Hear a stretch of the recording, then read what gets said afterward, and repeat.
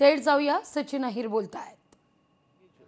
अंगावर लावून आणि त्यांचा विचाराचा तेज मनामध्ये ठेवून तो काम समाजामध्ये करत असतो। आणि म्हणून तुम्ही बघितलं असेल की सर्वसामान्य जो शिवसैनिक आहेत, जो हाडागाडाचा शिवसैनिक आहेत, त्याला सत्ता आली किंवा नाही आली, कुठचा पद मिळाला नाही मिळाला तरी देखील तो त्या विचाराने आजही आर्थिक परिस्थिती, सामाजिक परिस्थिती कितीही बिकट असली तरी देखील तो शिवसैनिक म्हणून काम करत असताना संपूर्ण राज्यामध्ये आज आपल्याला पाहायला मिळते।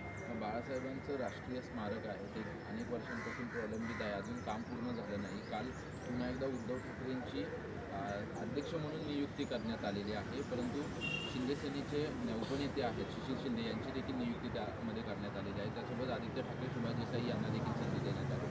खरं तर या गोष्टीला पण फार उशीर झाला। तुम्ही बघितलं असेल की मुख्यमंत्रीपद मिळाल्यानंतर तो कायदेशीर रीतीने त्याच्यात आपण राजीनामा द्यायला पाहिजे, त्याच्यानंतर अजूनपर्यंत खाली का राहिला हा एक प्रश्न निर्माण होतो। आणि दुसरी गोष्ट, सर्व स्मारकांच्या बद्दल एवढी सरकारकडे दिरंगाई का होते हे समजत नाही। महाराष्ट्राचे आराध्य छत्रपती शिवाजी महाराजांच्या स्मारकाची चर्चाच होत नाही आहे। 6 डिसेंबरला परमपूज्य भारतरत्न डॉक्टर बाबासाहेब आंबेडकरांचं स्मारक पूर्ण होईल किंवा त्याची काहीतरी लोकांमध्ये प्रेझेंटेशन देता येईल का?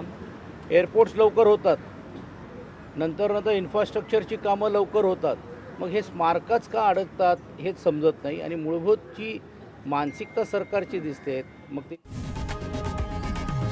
लोकशाही मराठी ऐका, पहा, जागरूक रहा।